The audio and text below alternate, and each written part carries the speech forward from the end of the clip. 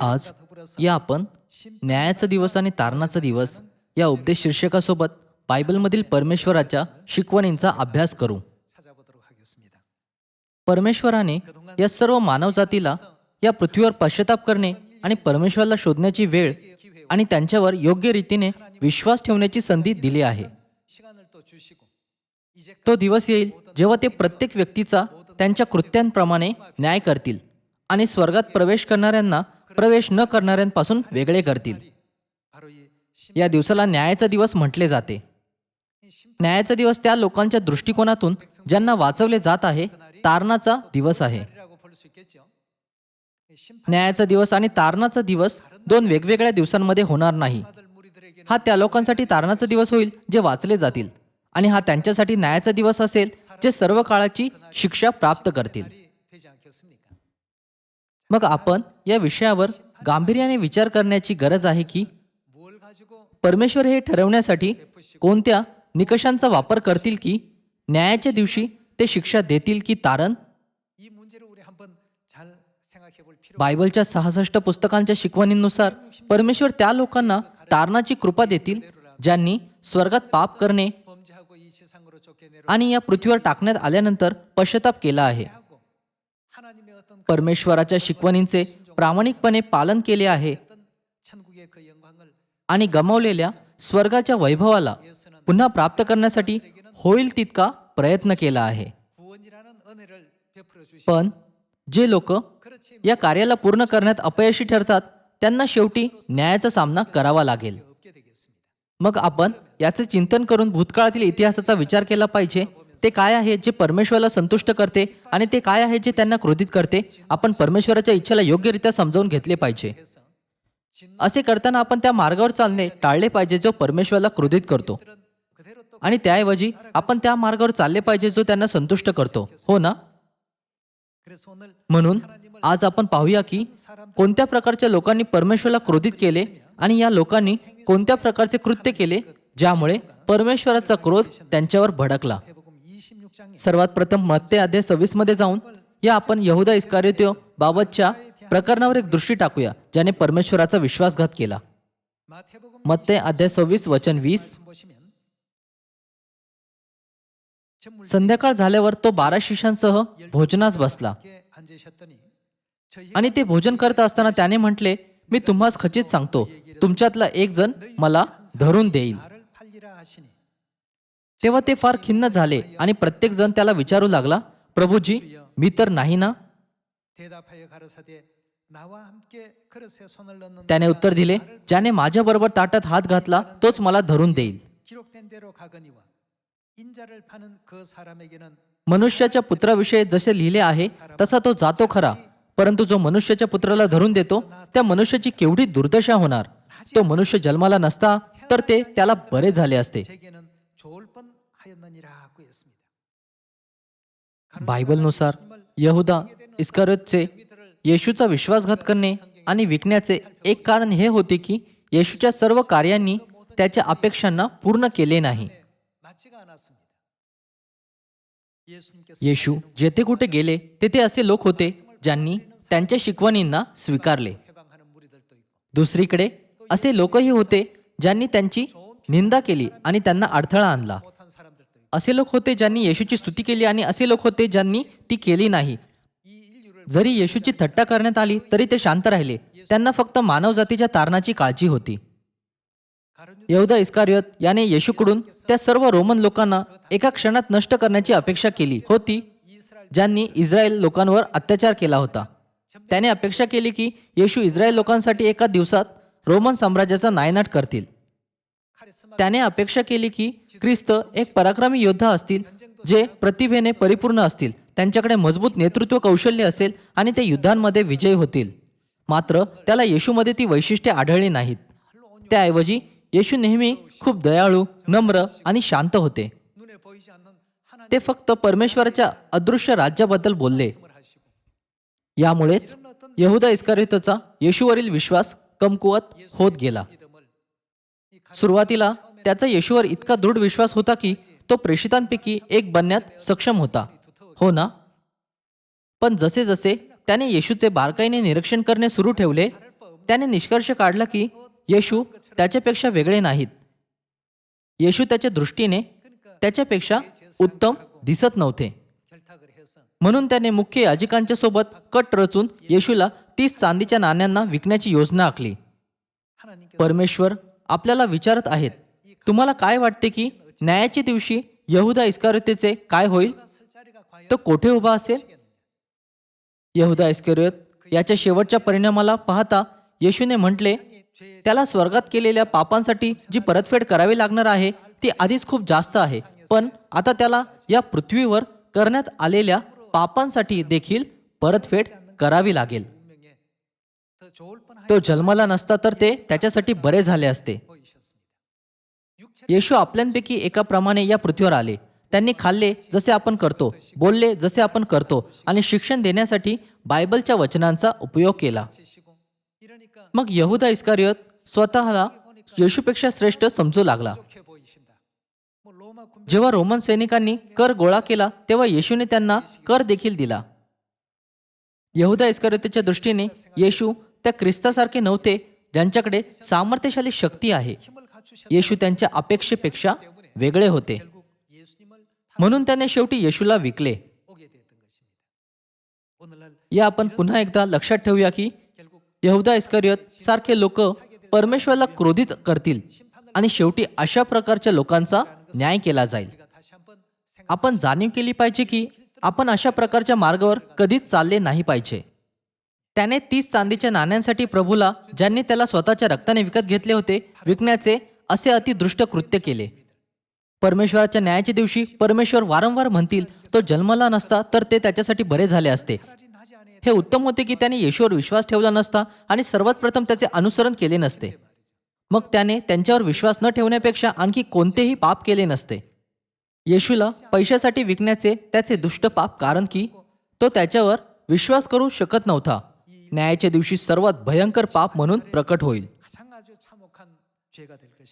जेव्हा आपण जुन्या कराराच्या इतिहासाला पाहतो तेव्हा आपण बलाम नावाच्या एका आणखी दुष्ट संदेशाला शोधू शकतो. त्याला मोवाबचा राजा बालक याने आमंत्रित केले होते आणि तो संदेष्टा असूनही त्याला इस्रायल लोकांना शाप देण्यास सांगण्यात आले होते. पण सुरुवातीला त्याने अनेकदा असे करण्यास नकार दिला. सर्वात प्रथम त्याने म्हटले, मी परमेश्वराच्या लोकांना शाप देण्याचे धाडस कसे करू शकतो? शेवटी त्याने एक खूपच दुष्ट योजना आखली ज्यामुळे परमेश्वराचे लोक शापित झाले. त्याने राजा बालकला योजनेबद्दल सांगितले. बलाम संदेष्टाने राजा बालकद्वारे इस्रायल लोकांसमोर एक फास लावला, म्हणजे ते मूर्तीला अर्पण केलेले अन्न खातील आणि व्यभिचार करतील. याने परमेश्वराला क्रोधित केले आणि इस्रायल लोकांवर त्यांचा क्रोध भडकला, ज्यामुळे एका दिवसात 24,000 लोक मारले गेले. आपण या भूतकाळातील इतिहासाला आपल्याशी असंबंधित समजले नाही पाहिजे. त्याऐवजी आपण स्वतःवर विचार केला पाहिजे, माझा आत्मा हे लक्षात न घेता परमेश्वराचा क्रोध भडकवण्याच्या स्थितीत तर नाही ना? म्हणजे आपण परमेश्वरासमोर नीतिमान म्हणून उभे राहू शकू. आपण आपल्यासाठी न्यायाच्या दिवसाला तारणाच्या दिवसात बदलण्याचा शक्य तितका प्रयत्न केला पाहिजे. या आपण गणना अध्याय 25 वचन 1 वाचूया. इस्रायल लोक शट्टीमात राहत असता ते मोवाबी कन्यांशी व्यभिचार करू लागले. त्या स्त्रिया त्यांना आपल्या देवांच्या यज्ञास बोलावू लागल्या. तेथे ते भोजन करून त्यांच्या देवांना नमन करू लागले. अशा प्रकारे इस्रायल लोक बालपोरच्या भजनी लागले. म्हणून परमेश्वराचा कोप त्यांच्यावर भडकला आणि परमेश्वर मोशेला म्हणाला, लोकांच्या सर्व प्रमुखांना पकडून परमेश्वराकरिता त्यांना भर दिवसा फाशी दे, म्हणजे परमेश्वराचा इस्रायलवर भडकलेला राग जाईल. तेव्हा मोशे इस्रायलच्या न्यायाधीशांना म्हणाला, तुम्ही प्रत्येकाने आपापल्या ताब्यातले जे पुरुष बालपोरच्या भजनी लागले आहेत त्यांचा वध करावा.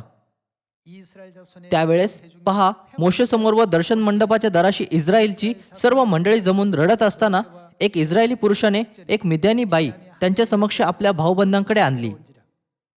ते पाहून अहरोन याजकाचा नातू एलेझरचा मुलगा फिनहास याने मंडळीतून उठून हातात बर्ची घेतली आणि तो त्या इस्रायल पुरुषाच्या पाठोपाठ डेऱ्याच्या आतील खोलीत शिरला आणि त्याने त्या उभयंतास म्हणजे त्या इस्रायल पुरुषाला व त्या बाईला पोटात बर्चीने आरपार भोसकले. त्यामुळे इस्रायल लोकांमध्ये पसरलेली मरी थांबली. बलामाने राजा बलाकाला सल्ला दिला होता की मोवाबी स्त्रियांचा वापर करून ज्या चकचकीत कपडे घालतात तरुण इस्रायल लोकांना फसवावे. या स्त्रियांनी त्या तरुणांना मूर्तीची उपासना करण्याचे परमेश्वराच्या विरोधातील पाप करण्यासाठी चतुरपणे कार्य केले, ज्यामुळे इस्रायल लोकांवर देवाचा शाप आला. या संदर्भात या आपण गणना अध्याय 31 वचन 16 पाहूया. पहा, पौराच्या प्रकरणी इस्रायल लोकांनी परमेश्वराशी फितुरी केली. त्याला या स्त्रिया बलामाच्या मसलतीमुळे कारणीभूत झाल्या आणि त्यामुळे परमेश्वराच्या मंडळीत मरी पसरली. बायबलमध्ये लिहिले आहे की जेव्हा फिनहासने परमेश्वराच्या जागी त्यांच्यावर पवित्र क्रोध केला तेव्हा इस्रायल लोकांमध्ये पसरलेली मरी थांबली. वर उल्लेख केलेल्या वचनानुसार बलामाचा सल्ला काय होता? त्याने इस्रायल लोकांसाठी एक पाश तयार केला, ज्यामुळे त्यांनी व्यभिचार करावा आणि मूर्तीला अर्पण करण्यात आलेले अन्न खावे. त्याने मोवाबी स्त्रियांचा वापर केला, म्हणजे त्यांनी आपल्या सौंदर्याने त्यांना बहकवावे. ही त्या घटनांपैकी एक आहे जी 3500 वर्षांपूर्वी घडली होती, जेव्हा इस्रायल लोक रानात भटकत होते. प्रकटीकरणाच्या पुस्तकात याचा उल्लेख करून परमेश्वराने आपल्याला या घटनेची आठवण करून दिली. या आपण प्रकटीकरण अध्याय 2 मध्ये याची पुष्टी करूया. न्यायाचा दिवस आल्यानंतर स्वर्गाच्या राज्यात परत जाण्यासाठी आणखी संधी नसेल आणि पश्चाताप करण्यासाठी आणखी युग नसेल. आपण जास्त सतर्क राहिले पाहिजे आणि नेहमी सावध असले पाहिजे की आपण त्या लोकांच्या बाजूने उभे राहू नये ज्यांचा न्याय केला जाईल, पण त्या लोकांचा भाग बनूया जे वाचवले जातील. या आपण प्रकटीकरण अध्याय 2 वचन 14 वर जाऊया. तथापि तुला थोड्या गोष्टींविषयी दोष देणे मला प्राप्त आहे. त्या ह्या की बलामाच्या शिक्षणाप्रमाणे चालणारे लोक तेथे तुझ्याजवळ आहेत.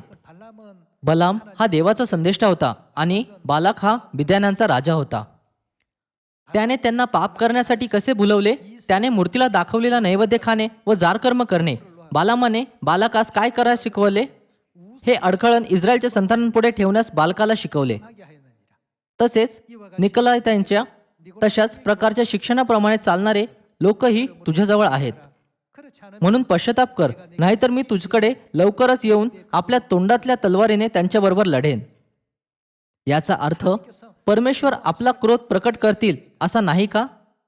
आपण बालामाच्या मसलतीसारख्या दुष्ट योजनांमध्ये कधी पडले नाही पाहिजे.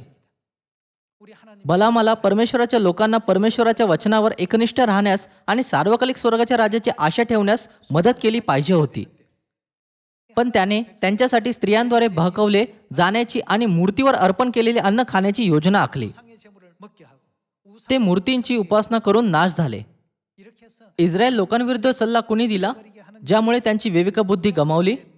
तो बालाम नावाचा संदेष्टा होता. जेव्हा बालक राजाने त्याला इस्रायल लोकांना शाप देण्यास सांगितले तेव्हा तो राजाच्या विनंतीला नाकारू शकला नाही. त्याने इस्रायल लोकांना पाशात अडकवण्याची एक वाईट योजना आखली आणि बालाक राजाला सल्ला दिला. सर्व लोकांनो, परमेश्वराने म्हटले की ते स्वतः त्या लोकांशी लढतील जे या युगामध्ये पण बालामाच्या शिक्षणाला मानतात. याचा अर्थ असा नाही का की परमेश्वर आपला क्रोध प्रकट करतील? जेव्हा असे लोक न्यायाच्या राजसनासमोर उभे राहतील तेव्हा त्यांना स्वर्गात पाठवले जाईल की त्यांना नरकात जाण्याची शिक्षा दिली जाईल? या युगात आपल्याकडे योग्य समज असणे आवश्यक आहे, म्हणजे आपण नेहमी परमेश्वराच्या चांगल्या आणि सौम्य इच्छेचे पालन करू शकू आणि परमेश्वराच्या नीतिमान मार्गावर चालू शकू. त्यापैकी एक ज्यांच्यावर परमेश्वर आपला कोप भडकवतील जेव्हा ते न्यायाच्या राजसनासमोर उभे राहतील ते इजबेल व अहाब आहेत. अहाब हा इस्रायलचा राजा होता. इजबेल ही राजा अहाबाची पत्नी होती. कृपया लक्षात ठेवा की त्यांनी कोणत्या प्रकारच्या वाईट गोष्टी केल्या, म्हणजे आपण असा विचार करून विश्वासाचे जीवन जगू शकू. आपण आपले जीवन त्याप्रमाणे जगले नाही पाहिजे जसे ते त्यांचे जीवन जगले. आपण पहिला राजा अध्याय 16 कडे जाऊया. अध्याय 16 वचन 29 म्हणते, यहुदाचा राजा आसा याच्या कारकिर्दीच्या 38व्या वर्षी अमरीचा पुत्र अहाब इस्रायलवर राज्य करू लागला. त्याने इस्रायलवर शमरोन येथे 22 वर्ष राज्य केले. अमरीचा पुत्र अहाब याने परमेश्वराच्या दृष्टीने जे वाईट ते केले. आपल्यापूर्वी होऊन गेलेल्या सर्वांपेक्षा अधिक वाईट वर्तन त्याने केले. नबाटाचा पुत्र यारोबाम याच्या पापकर्माचे अनुकरण करणे ही क्षुल्लक गोष्ट आहे असे त्याला वाटले. त्याने सिदोनांचा राजा एथबाल याची कन्या इर्जबेल हिच्याशी लग्न केले आणि तो बाल मूर्तीची सेवा व पूजा करू लागला. वचन 32, त्याने बालाचे एक भवन शमरोन येथे बांधले व त्यात बाल प्रित्यर्थ एक वेदी बांधली. अहाबाने अशेरा मूर्तीची स्थापना केली. त्याने इस्रायलचा देव परमेश्वर याला संताप आणण्याजोगे कामे आपल्यापूर्वी होऊन गेलेल्या इस्रायलच्या सर्व राजांहून अधिक केली. शेवटी आपण पाहू शकतो की परमेश्वराने त्यांना या पृथ्वीवरील देखील त्यांच्या वाईट कृत्यांसाठी शिक्षा केली. इर्जबेलला एका दयनीय मृत्यूचा सामना करावा लागला. तिला खिडकीतून बाहेर फेकण्यात आले होते. तेव्हा तिच्या मृतदेहाला कुत्र्यांनी खाल्ले. या प्रकारे तिची हत्या करण्यात आली. या पृथ्वीवर जे काही आपण पाहू शकतो आणि जाणीव करू शकतो, परमेश्वराने त्याचा वापर करून त्या लोकांच्या शिक्षेबद्दल सांगितले. या आपण दुसरा राजा अध्याय 9 वचन 8 वाचू. अहाबाच्या सर्व घराण्याचा समूळ नाश होईल.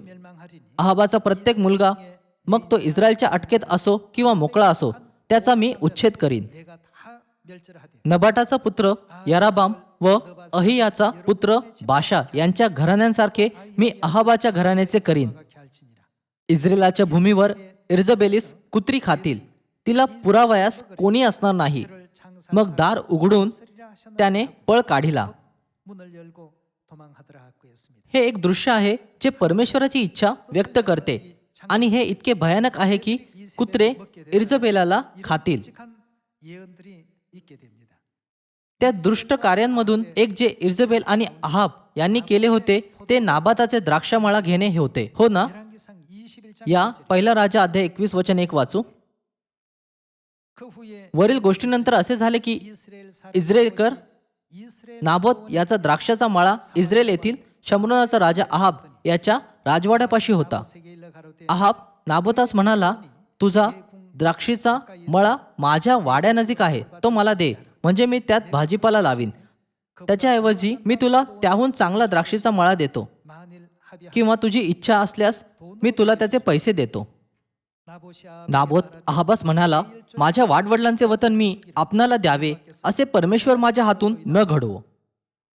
मी आपल्या वाडवडिलांचे वतन तुला देणार नाही असे इस्रायलकर नाबोत म्हणाला. म्हणून अहाब उदास व खिन्न होऊन आपल्या घरी गेला.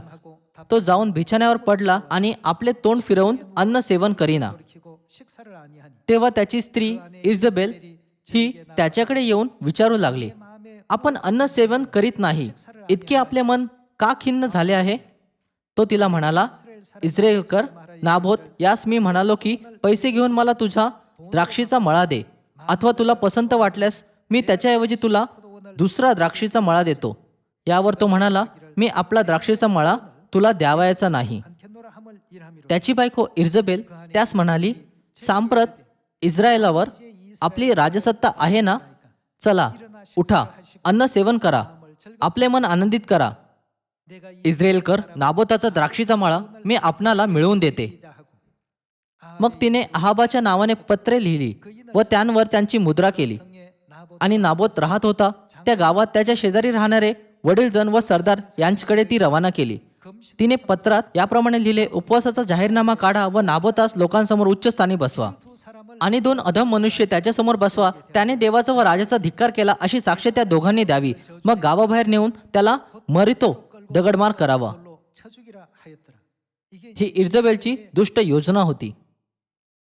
इर्जबेलने अहाब राजासाठी नाबोताला ठार मारून त्याचा द्राक्षमळा घेण्यासाठी एक दुष्ट योजना आखली, कारण की त्याचा द्राक्षमळा त्याच्या मृत्यूनंतर कोणाचाही झाला नसता.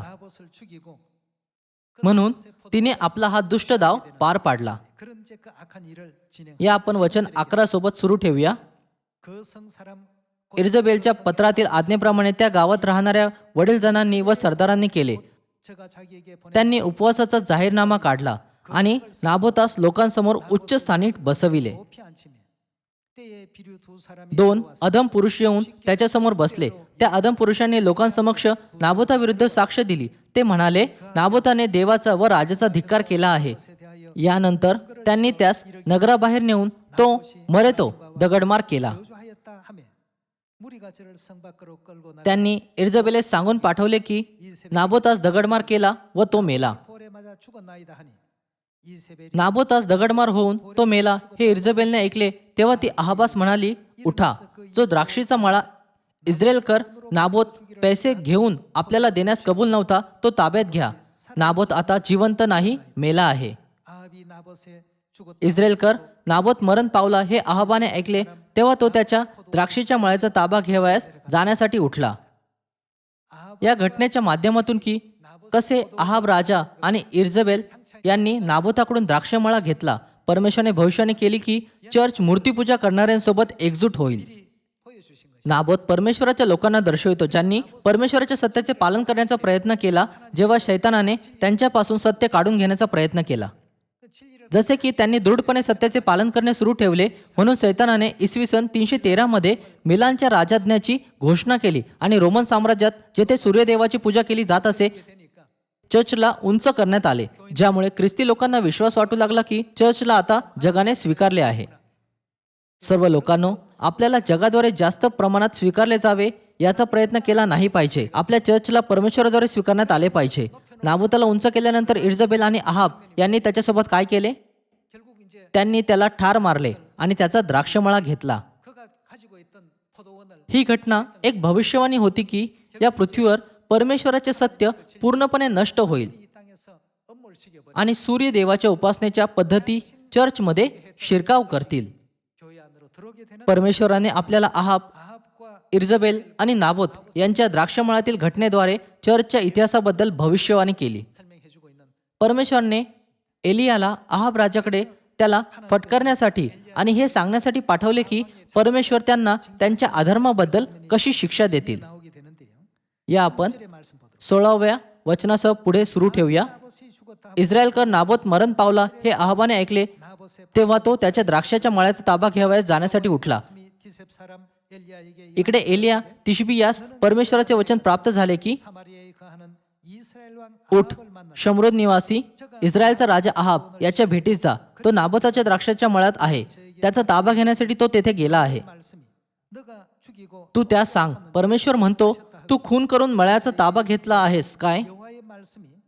तू त्यास सांग, ज्या ठिकाणी कुत्र्यांनी नाबोताचे रक्त चाटून खाल्ले त्याच ठिकाणी कुत्रे तुझेही रक्त चाटून खातील. अहाब एलियास म्हणाला, माझ्या वैऱ्या, तू मला गाठीले काय? तो म्हणाला, होय, मी तुला गाठीले आहे, कारण परमेश्वराच्या दृष्टीने वाईट ते करावे म्हणून तू आपणास विकून टाकले आहे.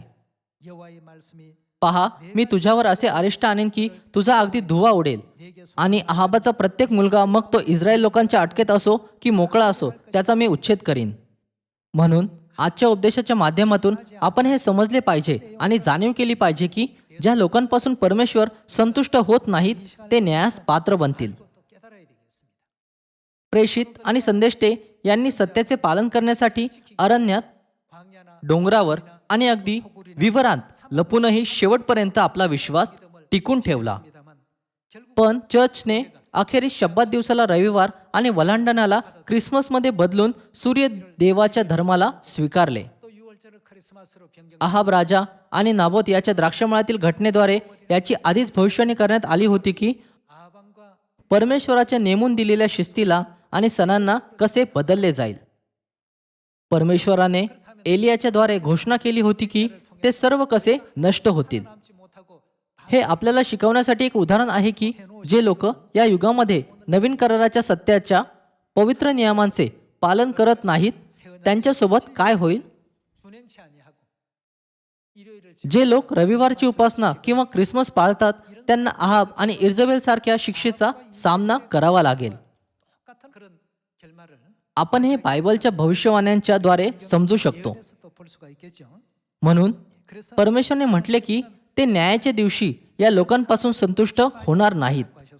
असे लोक आहेत ज्यांचा जन्म झाला नसता तर बरे झाले असते. त्यांपैकी एक बलाम नावाचा व्यक्ती आहे ज्याने जगिक शक्ती असलेल्या मनुष्याच्या बाजूने उभे राहून दुष्ट सल्ला दिला, ज्यामुळे परमेश्वराचे लोक मूर्तीपूजा आणि नाशात पडले. इर्जबेल आणि अहाबाच्या प्रकरणाच्या माध्यमातून आपण हे देखील पाहू शकतो की परमेश्वर त्या लोकांचा न्याय करतील जे इतर लोकांचे मार्गदर्शन सूर्यदेवाची उपासना करण्यासाठी करतात. या आपण मत्तय अध्याय 7 वचन 20 मध्ये जाऊन याची खात्री करू की येशूने न्यायाच्या दिवशी या दुष्टांबद्दल कशी व्याख्या केली. यास्तव तुम्ही त्यांच्या फळांवरून त्यांना ओळखाल. मला प्रभूजी प्रभूजी असे म्हणणाऱ्या प्रत्येकाचा प्रवेश स्वर्गाच्या राज्यात होईल असे नाही, तर जो माझ्या स्वर्गीय पित्याच्या इच्छेप्रमाणे वागतो त्याचा होईल. त्यांच्यासाठी जे पित्याच्या इच्छेप्रमाणे वागतात म्हणजेच त्यांच्यासाठी जे स्वर्गात प्रवेश करतील, न्यायाचा दिवस हा तारणाचा दिवस असेल. वचन 22 म्हणते, त्या दिवशी पुष्कळ जण मला म्हणतील, प्रभू प्रभू, आम्ही तुझ्या नावाने संदेश दिला, तुझ्या नावाने भूते घालविली व तुझ्या नावाने पुष्कळ महत्कृत्य केली नाहीत काय? तेव्हा मी त्यांना स्पष्ट सांगेन की मला तुमची कधीच ओळख नव्हती.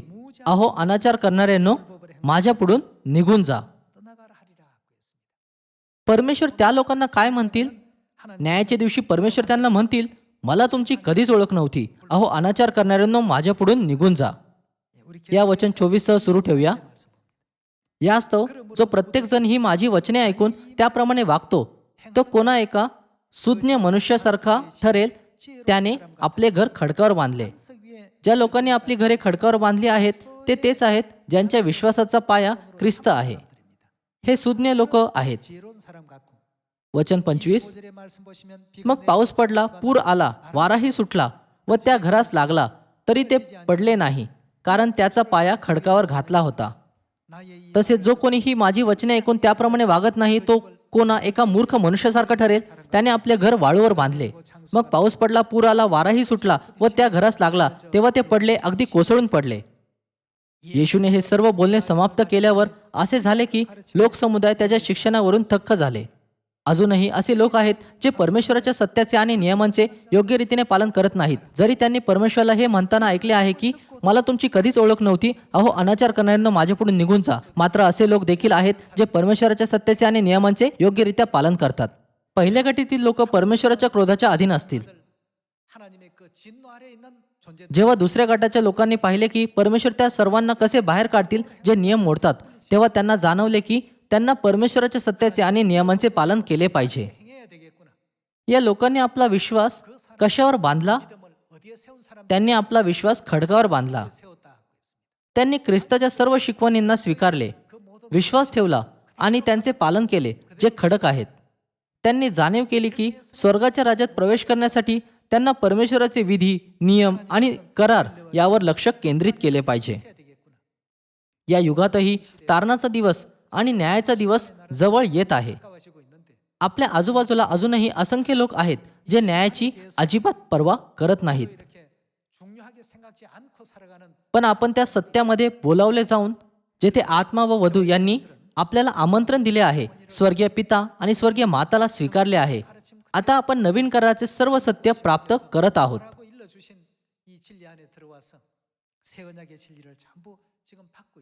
आपण अनितीचे नाही पण सत्याचे पालन करतो, ज्यामुळे परमेश्वर संतुष्ट होतात.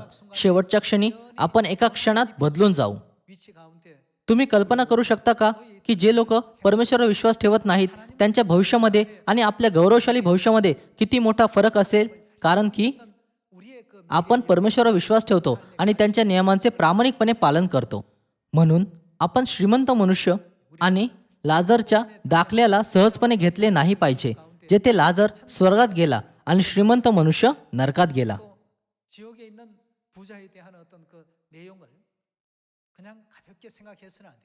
आपण जास्त सावध राहिले पाहिजे आणि नेहमी विचार केला पाहिजे, मी परमेश्वराला संतुष्ट करण्यासाठी काय करू शकतो, म्हणजे आपण परमेश्वरासमोर नीतिमान म्हणून उभे राहू शकू.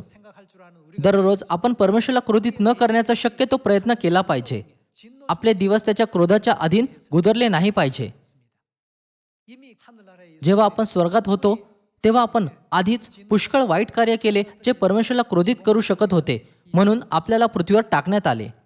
म्हणून आतापासून या आपण दररोज अशा प्रकारे जगूया जे परमेश्वराची प्रशंसा ऐकण्यास योग्य असेल, जे म्हणतात तू खरोखर माझी संतान आहेस. या आशीर्वादित शब्दात दिवशी या आपण एलोहिम परमेश्वर, पिता परमेश्वर आणि माता परमेश्वर यांना अनंत गौरव आणि स्तुती देऊया, ज्यांनी आपल्याला जागृत केले आणि आपल्याला त्या गौरवशाली मार्गावर चालण्याची परवानगी दिली, जो आपल्याला सार्वकालिक स्वर्गाच्या राज्यामध्ये घेऊन जाईल. याचद्वारे मी आजच्या उपदेशाला समाप्त करू इच्छितो. आपले खूप खूप आभार.